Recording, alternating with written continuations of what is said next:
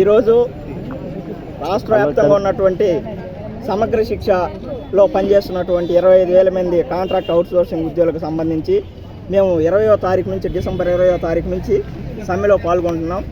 అలాంటిది మొన్న మేము 2 రోజుల కిందట విజయవాడలో భయంకరమైనటువంటి ధర్నా నిర్వహించాం. మా జనాభాని నిరూపించాం. మా న్యాయమైన హక్కుల కోసం మేము అక్కడ విజయవంతం చేసిన తర్వాత రాష్ట్ర అధికారులు మేము సమ్మె చేసిన వాళ్ళకి ఆ చర్చల్లో సమ్మె నోటీసులు ఇవ్వడం, తిరిగి తీసుకుంటాం, మీ చర్చలు గౌరవ ప్రభుత్వంతో మంత్రివారితో మాట్లాడి మేము మాట్లాడతామని చెప్పినటువంటి అధికారులు వెంటనే తరువాత రోజే మాకందరికీ సమ్మె చేసినటువంటి అందరికీ ఉద్యోగులకి, కాంట్రాక్ట్ అవుట్సోర్సింగ్ ఉద్యోగులకి నోటీసులు ఇచ్చారు, షోకాజ్ నోటీసులు.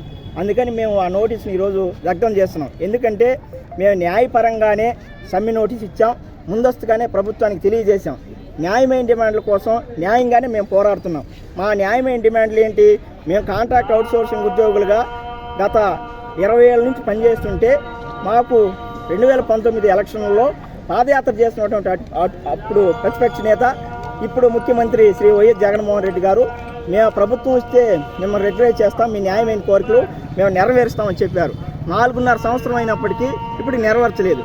మేము వేతనాలు పెంచండి అని అడిగిన దానికి కనీసం 3 నెలలు కూడా వేతనాలు ఇవ్వకుండా మమ్మల్ని భయంకరమైన ఇబ్బందులు పెట్టి మా ఆకలి కేకలు కడుపు మంట మండిన తర్వాత అందరు ఉద్యోగులను రోడ్డు బారి పడి సమ్మె బాట పట్టిన తర్వాత ఇప్పుడు సమ్మె బాగా విజయవంతం అవుతునేసరికి అధికారులు ప్రభుత్వంకి తొత్తులుగా మారి మాకు నోటీస్ ఇచ్చినటువంటి తొందర వేతనాలు ఇవ్వడంలో తొందర చూపించలేదు. కాబట్టి అధికారులు నైతికంగా మీరు ఉద్యోగుల పక్షాన మనస్ఫూర్తిగా పనిచేయండి. మేము ఇప్పటివరకు అంకిత భావంతో పనిచేసాం. కాబట్టి ఉద్యోగుల పట్ల మీరు వాళ్ళ పట్ల సమస్యల పట్ల శ్రద్ధ చూపించండి.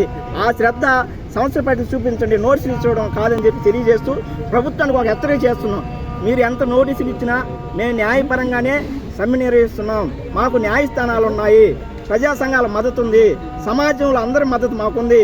కాబట్టి ప్రభుత్వం ఇప్పటికైనా మా న్యాయమైన డిమాండ్ల పట్ల చర్చలు పిలిచి మాకు మా సమస్యల పట్ల న్యాయం చేస్తారని ఆశిస్తూ ఉన్నాం. ఈరోజు మాకు సమ్మె నోటీసులు ఇచ్చారు, ఆ నోటీసుని దగ్ధం చేశాం.